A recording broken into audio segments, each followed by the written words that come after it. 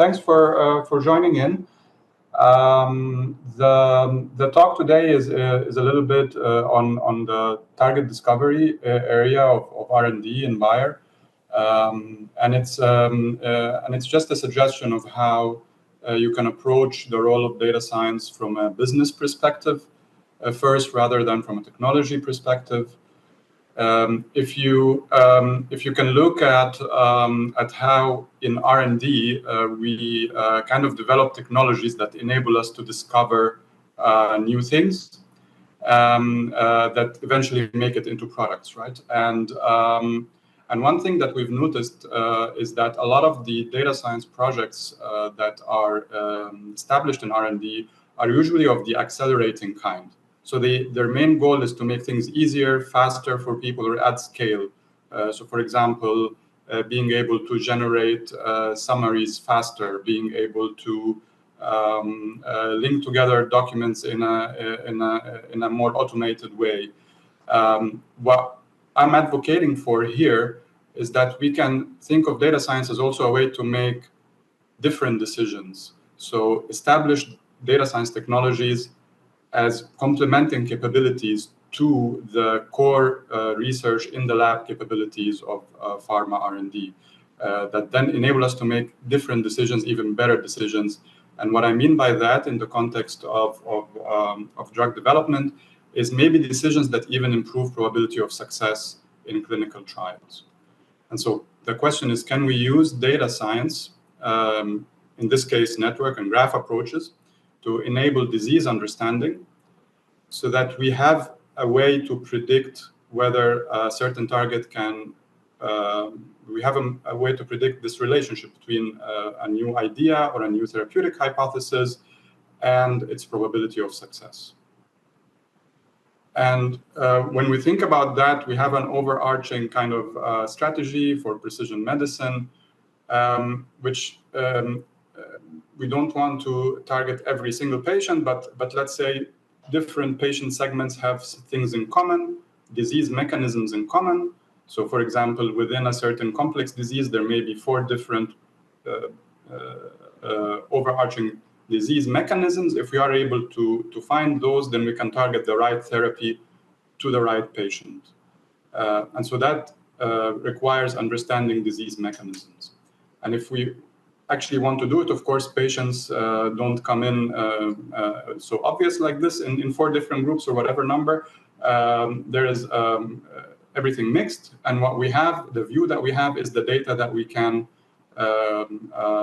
get from our healthcare systems or from our research, whether that's omics data in the related, for example, to the site of disease, or biomarker data from the blood, EHR data, or real-world data. And our task is, how can we integrate this information here on the left to arrive at something in the middle so that we can enable this disease understanding. And I'm going to give you the point of view of this disease understanding here with an example on chronic kidney disease. GFR is a measurement of kidney filtration, which is the main barometer of whether a patient has kidney failure or what the degree of kidney failure the patient has. And usually, if this is then too low, then the patient has some kidney disease. But the kidney disease causes that are observed in the clinic, we can call them kidney disease entities. They can be due to many different things. There can be genetic disorders, there can be autoimmune disorders, diabetes, other chronic conditions like diabetes or hypertension. But actually, if you take expression data from the kidneys of those patients and just just cluster those patients or plot those patients according to the expression data in their kidneys, you don't find necessarily this separation along etiologies that we use in our everyday stratification of patients. So this can give you a hint. Okay, these known entities may not directly relate to these underlying mechanisms that we want to use to match the right patient to the right therapy. We can take another data-driven view of this, which is the clustering view. So if you take now RNA-seq from the blood, which is from the blood cells, so the immune cells circulating in the blood, and take proteins from the plasma, and from the same patients, and cluster the patients on the RNA. That's right here. We're in the top left. Okay, you have some clusters, but if you then plot the clusters you get out of their protein data, you can see basically that the RNA and protein clusters don't match. And that's the same here on the right, where you can cluster the patients based on their plasma protein concentrations, and then try to match the clustering you get out of their RNA-seq, and you can see they don't match. So even in this very limited view, where you have the same kind of tissue, blood, and you're just measuring two different views of that, you can see that clustering patients separately on this and that doesn't work. So that's why you need the integrative view to arrive at that underlying mechanism. And so what do we mean by integrative view then? In a general context, you have the genome, epigenome, transcriptome. Can we combine those together with clinical data or another patient information to come up with consistent clusters of patients? And when we say consistent clusters, I'm just going to kind of pre-post this. It comes back at the end of the presentation. We will look into this clustering as a byproduct of predictive models. That's like our holy grail, because if we can make a prediction, validate that prediction, then we know the clusters are actually meaningful. Okay, so just as a recap of that first part, this whole motivation, we want to make different decisions, better decisions that enable more probability of success. We see doing this by integrating patient-level data, and we see this as very important. The integrative part is very important because it allows us to capture these disease entities that are related to the underlying disease mechanisms. And yeah, okay, so a graph framework is really good for scalable integrative analytics. Sounds cool, maybe a catchphrase for Neo4j, but we want to do it on the individual patient data level. So that's maybe what is the key suggestion here, is have individual patient data in your graph coded in the right way. That's an example graph schema here, where you have some genes connected to pathways, drugs, proteins, whatever. But then you have the patient that's also plugged in with connections to their phenotypes, which maybe you could get from EHR data, for example, connected to their genetic information, connected to which genes are expressed where. So you have, of course, to think about how you code these features as a graph. But the idea is that the graph is not only entities, biomedical entities, but rather it's a patient-centric graph. And what you can use such a graph for is actually things like patient subtyping, biomarker ID. That's very straightforward. Then, if you have the patient in a graph, you can do basically patient subtyping, biomarker, target ID, or target ranking for experimental validation. And so, what I'm going to call this framework overall, going forward in the presentation, is patient maps, just for short. So it's a patient maps. It's a graph with a patient in the center. That is then used by various ML algorithms to arrive at one of those three outcomes. And now I'm going to give you two examples of how we use this and talk about the lessons learned from this. So the first example is this patient segmentation or finding subtypes of diseases. And if you start with this patient-centric network, what you can do is define some rules for the kind of the paths that might make sense, and then basically just ask a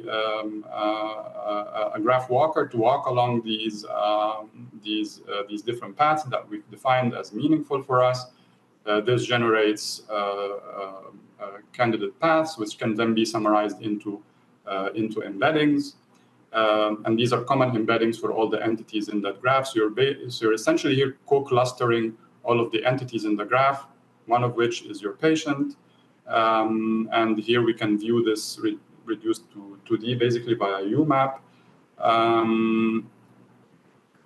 And what I can tell you is this works more surprisingly better than I at least first anticipated. The clinical parameters that we left completely out of the graph, for example, can be predicted from the embedding. So here what you can see on this heat map is patient embeddings here on the x-axis, on the y-axis, various clinical parameters that were left out of the data completely. And we can see that our embeddings, based largely on just molecular data, recaptured these clinical parameters. So as a first prototype, this is kind of proof of concept that you can do these graphs, patient-centric graphs, and you can use them to predict clinical parameters. However, there are some lessons learned, yeah? So the graph by itself was not really a solution, yeah? So we needed to run these, we needed to experiment a lot with how we can generate useful embeddings. So data integration by itself is not the goal and is not a solution by itself. Also, at the end, when we arrive at patient groups and we try to take this into our organization, of course, a patient segment or a patient cluster of patients is not by itself a new target or a therapeutic hypothesis. So this needs a lot more development, and this is a first step, and it needs more development. Unsupervised methods also are not necessarily the way to go. They're a good first pass at things. But you're always going to think, okay, if I change something, I can arrive at different clusters. So where is it exactly that you say, okay, I believe in my patient segments now, and I want to take this to the next step, to a therapeutic hypothesis. So if we now go for a summary, I've showed you now how we can do these, use these patient-centric graphs for patient subtyping. What I'm going to show you now is this next step of arriving at a therapeutic hypothesis. And what we mean by a therapeutic hypothesis is something like this, where you have a target, it's related to a patient population that's defined by a mechanism, by a certain disease cell or molecular mechanism, as we just described, and we can capture that mechanism by a certain biomarker, and we can identify those patients by that biomarker. So that's overall what a therapeutic hypothesis is. You can think about that from this kind of framework of a causal chain, which might take you to Bayesian networks, where you can see here on the left from work by Daphne Koller, for example, of trying to generate these Bayesian networks that explain basically diagnosis for different diseases. And you can see on the right an example of this causal chain, the way we think about it now, how we want to derive it. So, for example, you have a target that we know is related to interstitial fibrosis in the kidney. We know that fibrosis affects GFR, so filtration rate of the kidneys, and we know that this is the defining thing for CKD, for example. And so by building that, we have a causal chain of why that target is a good target for chronic kidney disease. And the question is, can we arrive at that from a graph within a certain patient segment? I'll show you here something. We worked on this actually with Neo4j, with colleagues from Neo4j. We as an alternative to embedding methods, we've also worked on this kind of rule-based learning. And the idea here is you have to define your relevant kind of graph, the template for how you want your therapeutic hypothesis to look like. So this is a little bit of work. I don't know if we can automate this. We had these discussions with LLMs and so on, but let's see.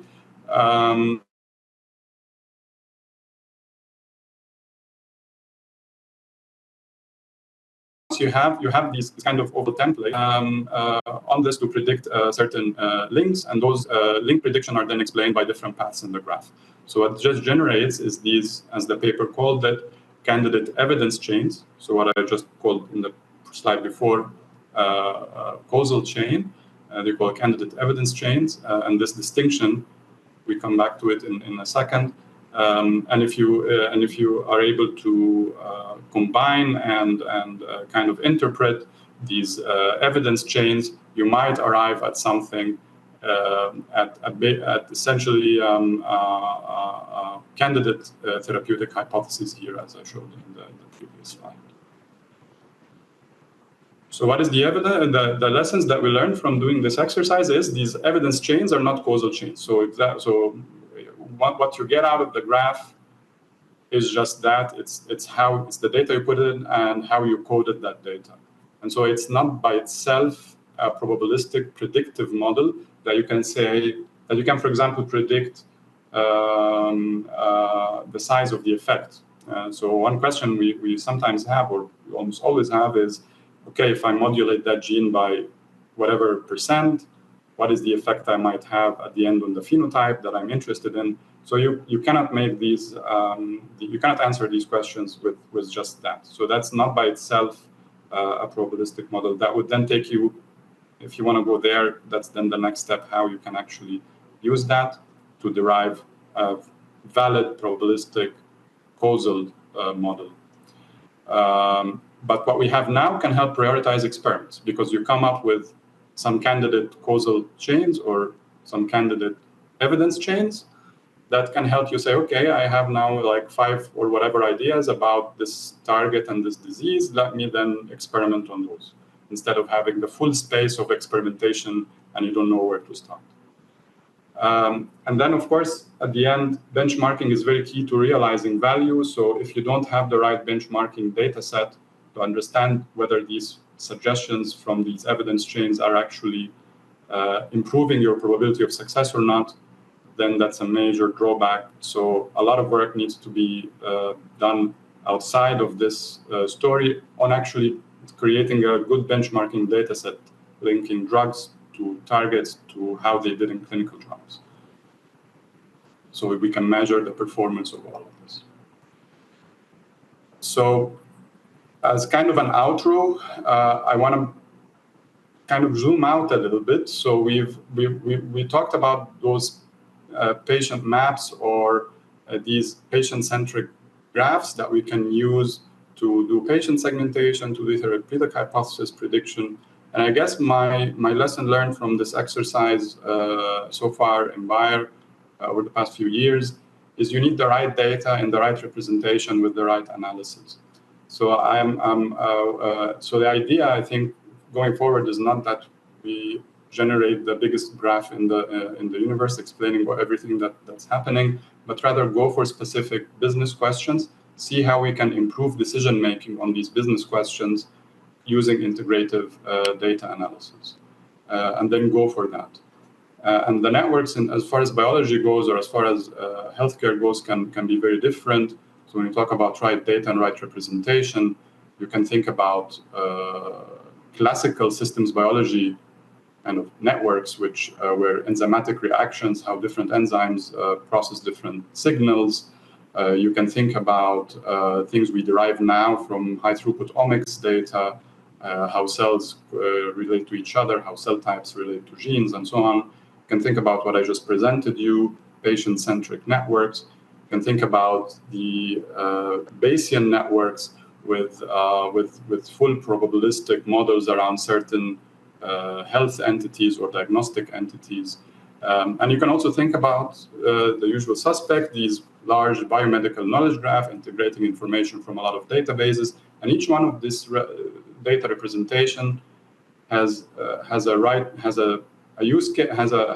valid use cases, has valid data that goes into it, and has certain analysis that you can do out of it. The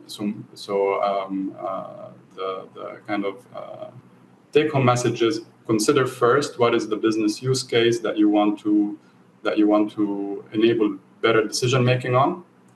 See how you can best represent it, and then figure out what is exactly how exactly you want to represent it, and you want to integrate your data. I'll stop here. I don't know if there's time for questions, but yeah, there's a lot of people that went into making this real in Bayer. It's a large organization. Nothing happens by just one person. A lot of colleagues here were instrumental to getting this framework to actually work. Mention a few here, but there are also a lot of others, of course. All right. Thanks. Thank you so much. Thank you so much.